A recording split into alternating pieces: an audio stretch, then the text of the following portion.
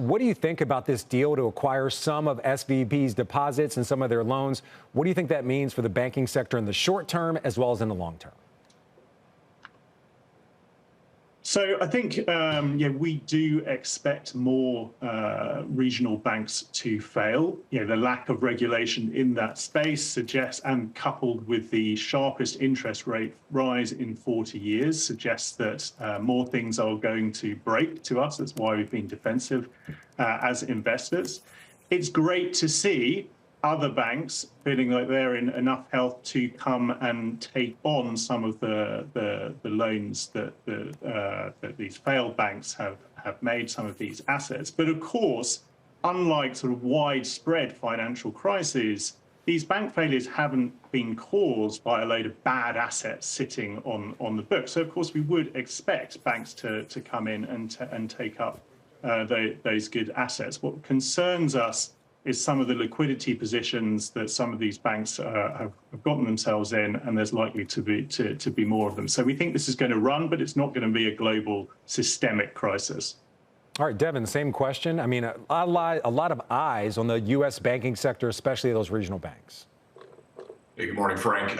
So yeah, I think it's two things. It's one, the deposit question, and then two, the economic question. On the deposit side, we were looking at the Fed's H8 data they put out on Friday, which was through March 15th. And what that showed was that some of the smaller banks did see some deposit outflows, not dramatic. And then the large banks saw some inflows. And so I do think the deposit situation is calming down, but we most likely need some more assurance, whether it's explicit or something else, around uninsured deposits. And so we'll be looking for Congress and regulators to potentially move there, because we think the banking system is sound and it's in good shape. But the fear and emotion that we've seen in recent weeks has clearly led to a lot of confusion. So I think there's positive progress there, but more needs to be done. On the economy, listen, banks are built for recessions, and some are going to manage through that better than others. But when you put on a loan, you're always underwriting the risk of that and that there could be losses. And so we do see the economic conditions tightening. And so as a result of that, we expect there will be some pressure on certain parts of banks' books. But overall, we agree that the banking system will move through this. And there are going to be opportunities as investors on the other side of this as well. But we are at the front end of a tough economic backdrop. All right, we can get to those opportunities in just a moment. But Ed, I want to come back to you. The new narrative for the market is that we're actually heading towards a stop in rate hikes, potentially even a rate cut. How meaningful is that for the financial sector, especially those regional banks here in the U.S.? So I think that would help, but I mean, that's not our base case. So the Fed dots have shifted up significantly over the last 3 months, but market expectations have shifted down by a whole lot more. And that sounds like fighting the Fed to me, which is something we try and avoid as investors.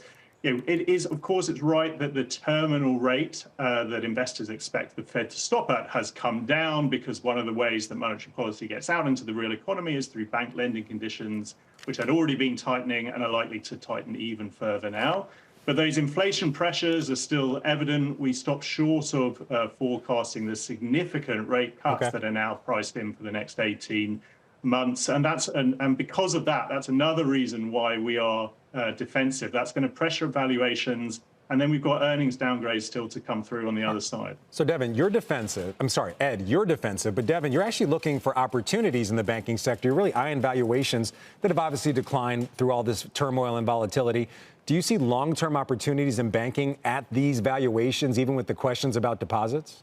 Yeah, absolutely. I mean, it's a time horizon thing. So appreciate when you have this much turmoil, markets don't get back to normal quickly. But in this environment, there's a lot of names that have really come off the levels that we feel comfortable for someone that has a longer term perspective. So I look at some large cap names, and Goldman Sachs is a good example. They're a bank, but they've got a huge piece of business that's driven by areas like trading, asset management, and so some areas will be more resilient to a market correction or even a credit correction. And so I would look at Goldman Sachs at 1x book value. I think over the long term that will be very productive for investors. But then even in the regional bank space and smaller banks, there's also going to be, opportunities with the, KBW Bank Index is trading at less than 7 times forward earnings. It's trading about 35% of the PE of the S&P 500. It normally trades about 80%. So even in that, we think there are going to be some opportunities, but we agree that just in the very near term,